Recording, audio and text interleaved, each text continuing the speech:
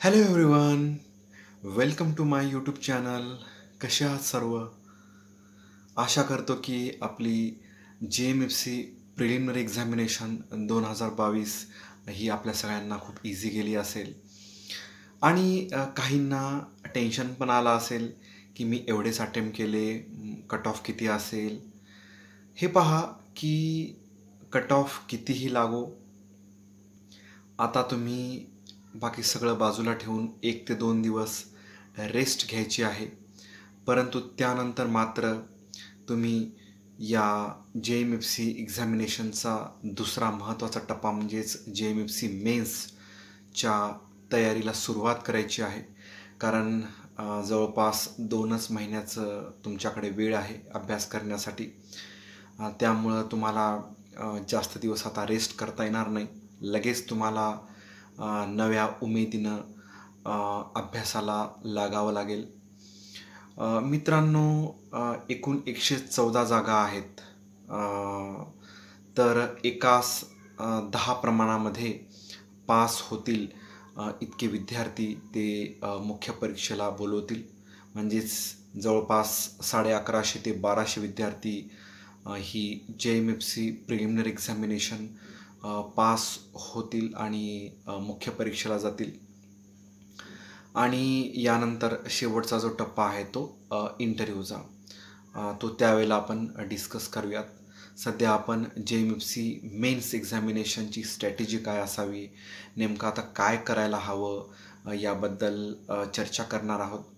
तर मित्रांनो, हे पहा की JMFC मुख्य परीक्षा जी आहे ती लिखाणाची परीक्षा आहे. कारण लक्षात घ्या की मुलाखतीचे जे मार्क्स आहेत ते आपल्या हातात नसतात, परंतु JMFC मेन्सचे जे मार्क्स आहेत ते स्कोअर करणं, चांगला अभ्यास करून ते आपल्या हातात आहेत. त्यामुळं सगळ्यात महत्त्वाचा टप्पा असणार आहे JMFC मेन्स हा. कारण गेले काही वर्षाचे जर निकाल आपण पाहिले तर कदाचित 21-22 जरी मार्क्स मिळाले इंटरव्ह्यूला, परंतु JMFC मेन्सचा जर तुमचा स्कोअर चांगला असेल तर तुम्ही मेरिटमध्ये तर येणारच, रिकमेंडेशन देखील तुमचं होईल. त्यामुळं JMFC मुख्य परीक्षा हा एक महत्त्वाचा टप्पा तुम्हाला या ठिकाणी चांगला अभ्यास करून पार पाडायचा आहे.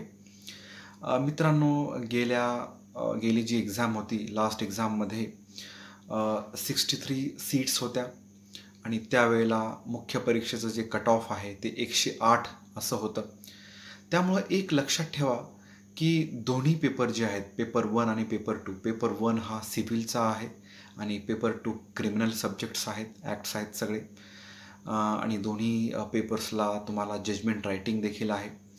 तर या दोन्ही पेपरचे मिळून तुम्हाला ॲटलिस्ट 115-120च्या वर तुमची टोटल ज्यावेळेला येईल त्यावेळेला तुम्ही खूप चांगल्या मार्कांनी उत्तीर्ण व्हाल. तुमचे रिकमेंडेशन होण्याचे चान्सेस खूप वाढतील. फक्त तुम्हाला मुलाखतीला पासिंग इतकेच मार्क्स घेणं अशा वेळेला गरजेचं असतं. त्यामुळं गेल्या वेळेला 63 जागा होत्या, 108ला कट ऑफ आलं. त्यामुळे तुमचं एक टार्गेट असलं पाहिजे, तुमचं एक एम असलं पाहिजे की प्रत्येक पेपरला तुम्ही किमान 60 तुमचे मार्क्स यावे. तुमचा जो स्कोअर आहे ईच पेपर 100पैकी 60 तरी तुम्हाला मार्क्स मिळावे, एवढी तुम्ही मेहनत घ्यायची आहे, एवढा तुम्ही चांगल्या प्रकारे अभ्यास करायचा आहे. बाकी कुठल्याही गोष्टीचा आता विचार करू नका. 2 महिने, 2-2.5 महिने घरच्यांनाही सांगून ठेवा की मला आता 2 महिने कुठल्याही प्रकारचं डिस्टर्बन्स करू नका, मला पूर्ण माझ्या अभ्यासावर फोकस करू द्या. आणि काळजी, चिंता, अडचणी या प्रत्येकाच्याच आयुष्यामध्ये असतात. त्यामुळं खूप साऱ्या मला हे टेन्शन आहे किंवा मला हा त्रास आहे, तो त्रास आहे, हे सगळं थोड्या वेळासाठी बाजूला ठेवा.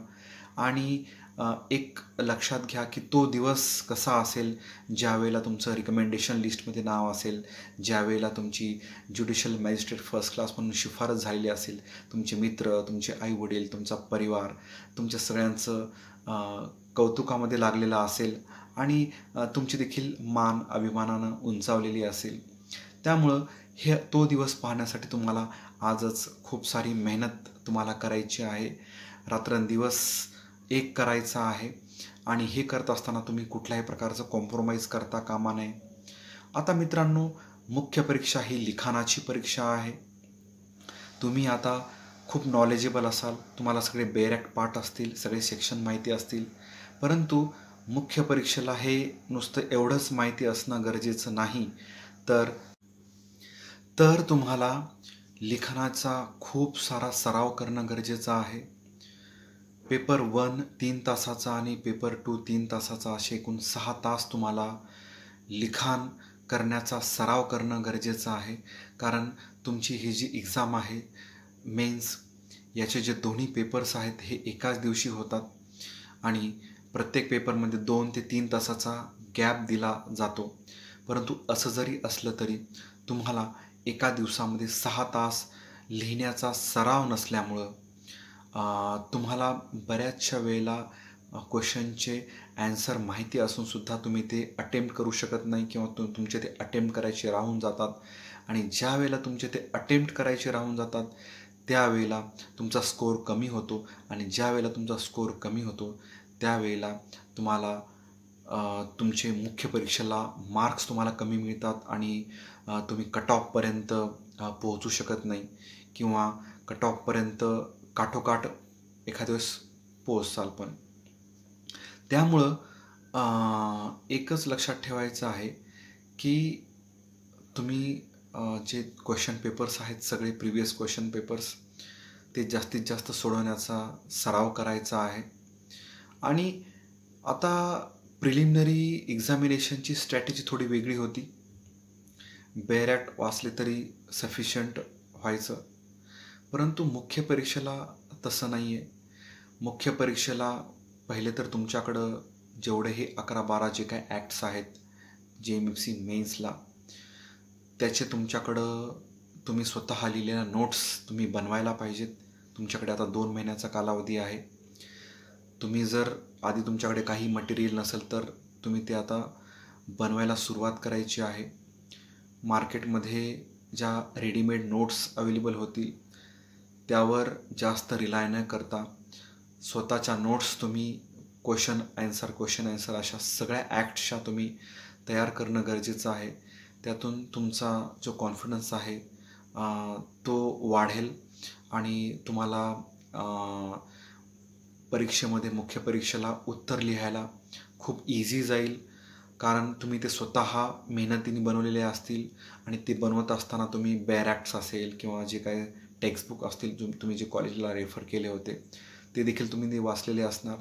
त्यामुळं ते ॲन्सर तयार करत असताना या गोष्टी सगळ्या तुमच्या नजरेखालून जातील, तुम्हाला त्या माहिती होतील आणि तुम्हाला मेन्सचे उत्तर लिहिताना खूप इझी जातील.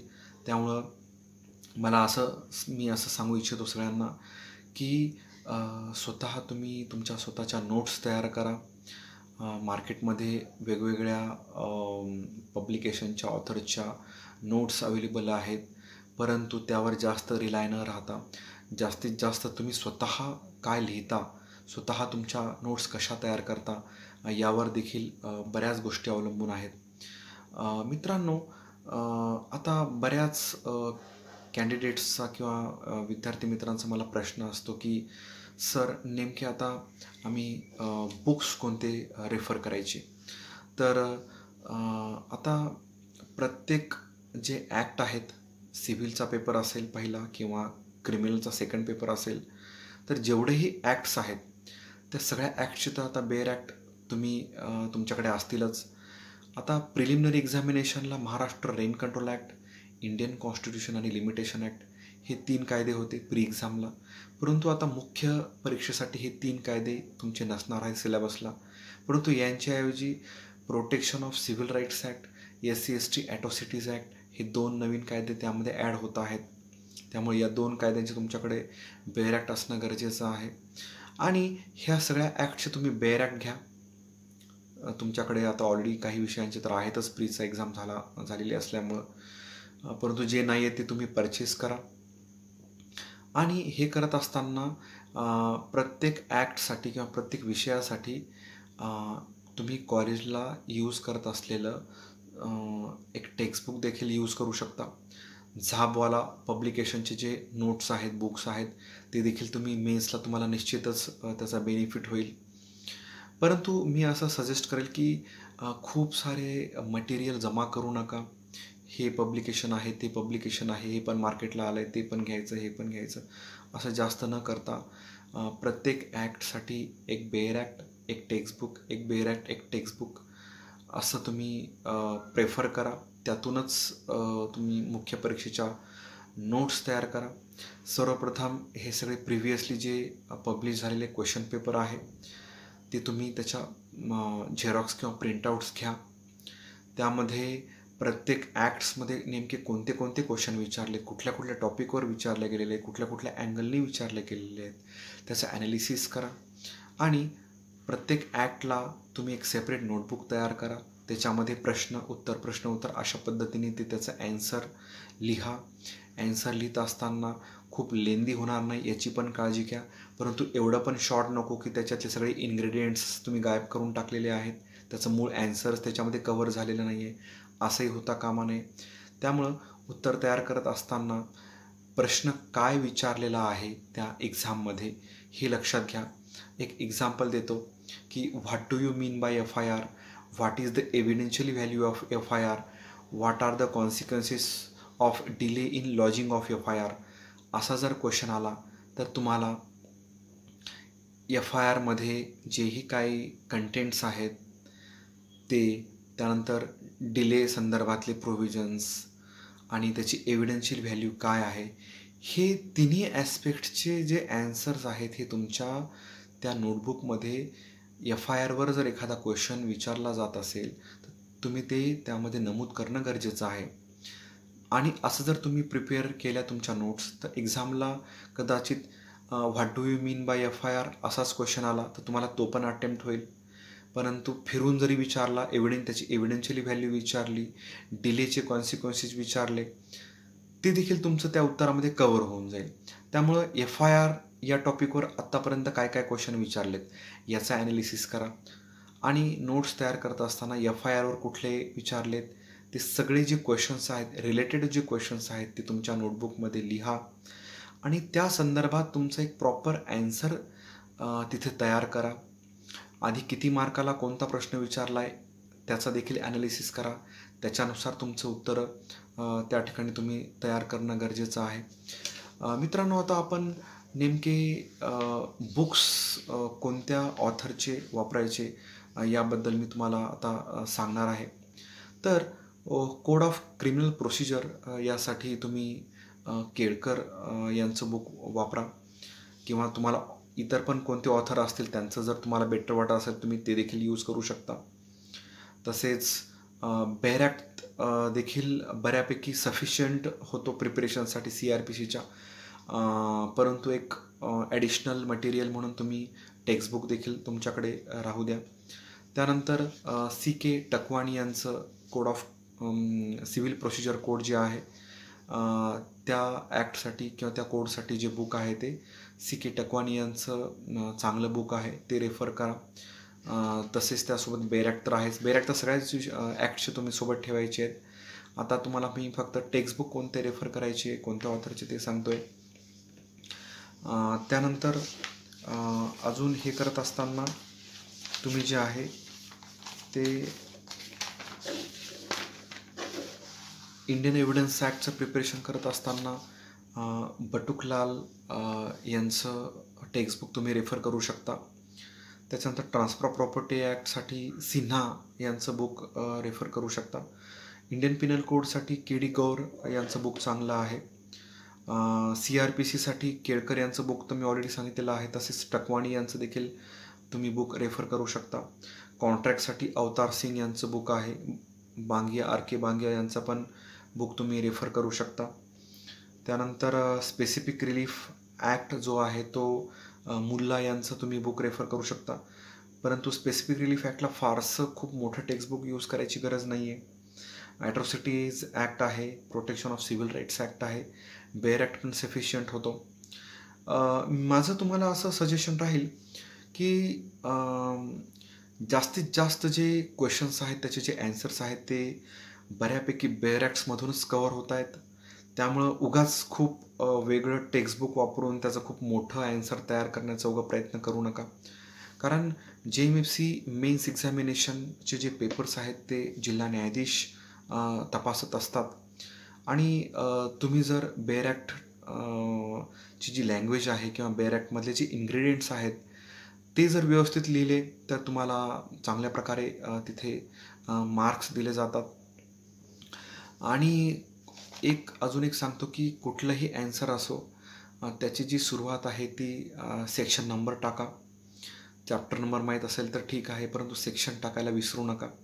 इंट्रोडक्टरी पार्टमध्ये 2 ते 3 ओळीमध्ये त्याचं सेक्शन जे काय आहे आणि ते जे चॅप्टर आहे ते कशाशी डील करते त्याबद्दल तुम्ही एक शॉर्टमध्ये एका ओळीमध्ये हे सगळं इंट्रोड्यूस करू शकता. आणि नेमकं तुम्हाला काय कशा पद्धतीने विचारलं गेलं आहे त्याच्यानुसार तुम्ही जे आहे ते तुमचं उत्तर प्रिपेअर करणं गरजेचं आहे. आणि प्रत्येक जो क्वेश्चन आहे तो नेमका काय अँगलने विचारला आहे याचा देखील तुम्ही केअरफुली ॲनालिसिस करा. बऱ्याचशा वेळेला डिस्कस करा असं लिहिलेलं असतं, बऱ्याचशा वेळेला एक्सप्लेन करा असं लिहिलेलं असतं, बऱ्याचशा वेळेला डिस्टिंग्विश असं देखील विचारलेलं असतं. त्यामुळे नेमकं त्यांना काय एक्सपेक्टेड आहे. आता डिस्टिंग्विश विचारलं तर तुम्ही डिस्कस करताय, एक्सप्लेन करताय असं नाही चालणार नाही. डिस्टिंग्विश जर विचारलं तर तुम्हाला फरकच तिथे लिहावा लागेल, फरकच आला पाहिजे. आणि फरक लिहित असताना ते किती मार्काला तुम्हाला डिफरन्सेस विचारलेत तर साधारणतः 2.5 मार्कांना डिफरन्सेस विचारले जातात. त्यामुळं तुम्ही डिफरन्सेस ज्यावेळेला विचारतील त्यावेळेला 5 ते 6 डिफरन्सेस लिहायचे आहेत. जास्त लिहिण्यामध्ये वेळ घालवू नका. टाईम मॅनेजमेंट देखील या मेन्स एक्झामला फार महत्त्वाचं आहे. 3 तासामध्ये तुम्ही कसं प्रकारे टाईम मॅनेजमेंट करता त्यावरच तुमचे जे क्वेश्चन्स आहेत ते अटेम्प्ट होतील.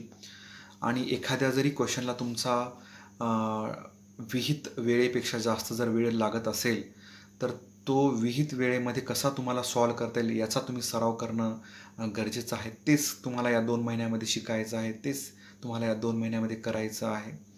कारण प्रत्येक पेपरला 20 मार्काचा एसे जजमेंट रायटिंगचा क्वेश्चन येतो. आणि एसेबद्दल बोलायचं झालं तर सेकंड पेपर जो आहे तो क्रिमिनलचा जो पेपर आहे त्याला 20 मार्काचा एसे येतो.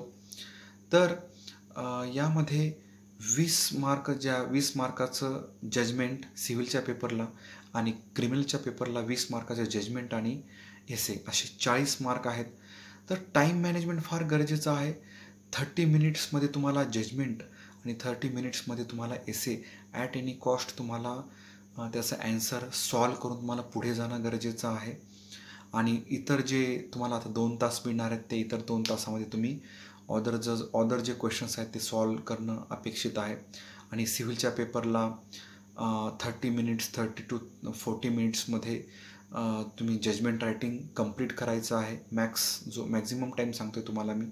आणि इतर जे उरलेला वेळ जो आहे त्यामध्ये ऑदर ॲन्सर्स तुम्ही या ठिकाणी अटेम्प्ट करणं गरजेचं आहे. एकच लक्षात ठेवायचं आहे की दोन्ही पेपरला तुम्ही कुठलाही जो क्वेश्चन आहे तो अनअटेम्प्टेड तुमचा राहता कामा नये. आणि बरेचसे विद्यार्थी सूचना क्वेश्चन पेपरवरच्या न वाचताच पेपर सोडवतात. त्यामुळे काहींचे जास्त सोडवण्यात येतात, काहींचे कमी सोडवण्यात येतात. त्यामुळं पेपर हातात आल्यावर तुम्ही एकच लक्षात ठेवायचं की नेमके किती अटेम्प्ट करायला सांगितलेत, कोणते क्वेश्चन मॅन्डेटरी आहेत. तर ते लक्षामध्ये ठेवूनच तुम्ही क्वेश्चन पेपर लिहायला सुरुवात करायची आहे. आणि जनरली जे जजमेंट रायटिंगचे जे क्वेश्चन आहे, एसे रायटिंगचे जे क्वेश्चन आहेत ते मॅन्डेटरी क्वेश्चन्स आहेत, ते ऑप्शन्सला येत नाहीत. त्यामुळं तुम्हाला जजमेंट रायटिंग आणि एसे रायटिंगची प्रॅक्टिस मॅन्डेटरी आहे करणं. आता तुम्हाला मी या मेन्स एक्झामिनेशन ला असणारे महत्त्वाचे जे ऑथरचे बुक्स आहेत त्याबद्दल माहिती सांगितली. सर्वप्रथम सगळ्या ॲक्टचे बेअर ॲक्ट, त्यानंतर मी आत्ता सांगितले त्याप्रमाणे जे नामांकित ऑथर्स आहेत त्यांचं एक टेक्स्टबुक, झाबवाला देखील तुम्ही प्रत्येक ॲक्टचं परचेस करू शकता, घेऊ शकता, रेफर करू शकता. पण माझं असं सजेशन आहे की खूप सारा मटेरियल गोळा करू नका. 2 हे बुक्स सफिशियंट आहे, एक बेअर ॲक्ट आणि एक टेक्स्टबुक.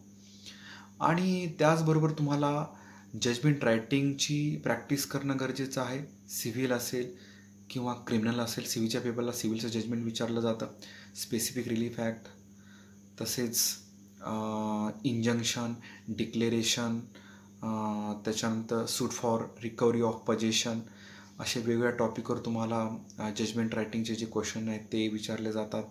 तसेच क्रिमिनलला थेफ्ट असेल, 498A असेल, ट्रायबल बाय JMFCचे जेही काही ऑफेन्सेस आहेत त्यावरचं कुठल्याही ॲक्टवरचं सेक्शनवरचं तुम्हाला जजमेंट विचारलं जाऊ शकतं. त्यानंतर एसे विचारला जातो क्रिमिनलच्या पेपरला, म्हणजे पेपर नंबर 2ला. तो पेपर असतो करंट लिगल टॉपिकवर. त्यामुळं तुम्हाला आता मेन्सचं प्रिपरेशन तर करायचंच आहे, परंतु मेन्सच्या या 11-12 जे सब्जेक्ट्स आहेत त्या सब्जेक्टचं जर प्रिपरेशन तुम्हाला करायचंच आहे, परंतु तुम्हाला जजमेंट रायटिंगचं प्रिपरेशन सायमल्टेनियसली करायचं आहे. त्याचबरोबर सेकंड पेपरला करंट लिगल टॉपिकवर एसे विचारला जातो. त्यामुळं तुम्हाला दिवसातून थोडा वेळ, अर्धा तास का होईना, एसेचं देखील तुम्हाला अपडेट्स घेणं गरजेचं आहे. गेल्या 1 वर्षामध्ये कुठले कुठले महत्त्वाचे लीगल टॉपिक घडलेले आहेत त्यावर एसे एक्सपेक्टेड आहे. मी तुम्हाला वेळोवेळी एसे संदर्भात असेल किंवा इतर वेगवेगळे टॉपिक आहेत ते मेन संदर्भातले, त्या संदर्भात गायडन्स करण्यासाठी मी वेगवेगळे व्हिडिओ घेऊन तुम्हाला येतच राहील. परंतु एसचं देखील तुम्ही सायमल्टेनियसली प्रिपरेशन करणं या ठिकाणी गरजेचं आहे. 20 मार्क्सला करंट लिगल टॉपिकवर एसे विचारला जातो सेकंड पेपरला.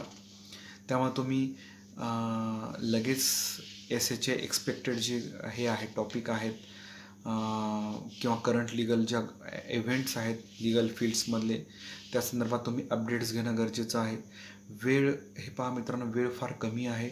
2 महिन्यामध्ये एवढ्या सगळ्या ॲक्ट्सचं प्रिपरेशन, मेन्स, तसेच जजमेंट रायटिंगची तयारी, एसे रायटिंगची तयारी ही फार एवढं सोपं नाही आहे. परंतु तुम्ही जर निश्चय केला, तुम्ही जर ठरवलं, तर तुम्ही उद्यापासूनच किंवा जास्तीत जास्त परवापासूनच या मुख्य परीक्षेच्या तयारीला लागा. आणि मला खात्री आहे की तुम्हाला मुख्य परीक्षेत देखील खूप घवघवीत यश मिळेल. मित्रांनो,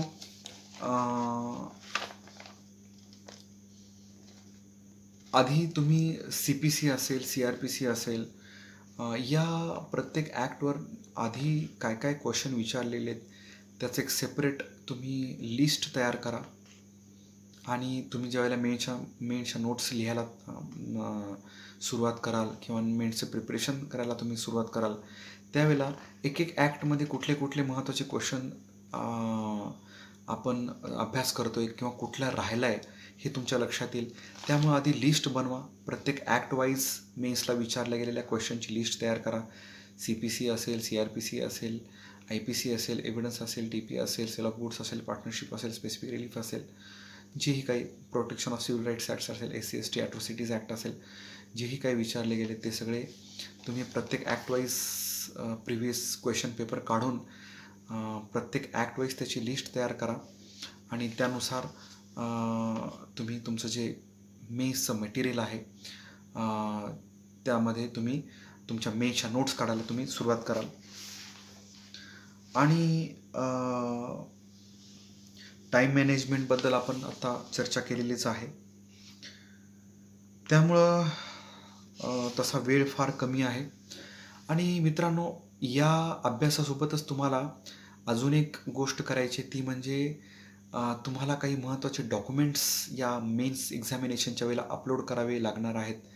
त्या डॉक्युमेंट संदर्भातला जो व्हिडिओ आहे तो मी लवकरच 1 ते 2 दिवसामध्ये घेऊन येईल. त्यामुळं नेमके तुम्ही कुठले डॉक्युमेंट्स आता तुम्हाला मेन्स एक्झामचा फॉर्म भरत असताना लागणार आहेत, कुठले डॉक्युमेंट तुम्हाला अपलोड करावे लागतील, त्यासाठी कुठल्या कुठल्या डॉक्युमेंटची आवश्यकता आहे, ते कुठल्या फॉर्मॅटमध्ये असावेत, या सगळ्या बाबींवर मी एक सेपरेट व्हिडिओ तुमच्यासाठी घेऊन येणार आहे. तर ॲडव्हान्समध्ये मी तुम्हाला मुख्य परीक्षेसाठी खूप खूप शुभेच्छा देतो. आणि तुम्हाला काही क्युरीज असतील मुख्य परीक्षेसंदर्भात, तुम्ही या व्हिडिओच्या कमेंट सेक्शनमध्ये मला त्या विचारू शकता. तसेच तुम्ही माझ्या टेलिग्राम ग्रुपला देखील जॉईन होऊ शकता. त्या टेलिग्राम ग्रुपची जी लिंक आहे ती मी या व्हिडिओच्या डिस्क्रिप्शनमध्ये प्रोव्हाइड करत आहे. तसेच मी इंस्टाग्रामवर देखील अवेलेबल आहे. त्याची देखील मी जी लिंक आहे ती या व्हिडिओच्या डिस्क्रिप्शनमध्ये प्रोव्हाइड करत आहे. तुम्ही मला टेलिग्रामला देखील फॉलो करू शकता किंवा टेलिग्रामला देखील तुम्ही जॉईन होऊ शकता. इंस्टाग्रामला देखील फॉलो करू शकता. आणि मी माझ्या सगळ्या सोशल मीडिया हँडलचे जे लिंक्स आहेत त्या या व्हिडिओच्या डिस्क्रिप्शनमध्ये प्रोव्हाइड करतो आहे. Thank you very much.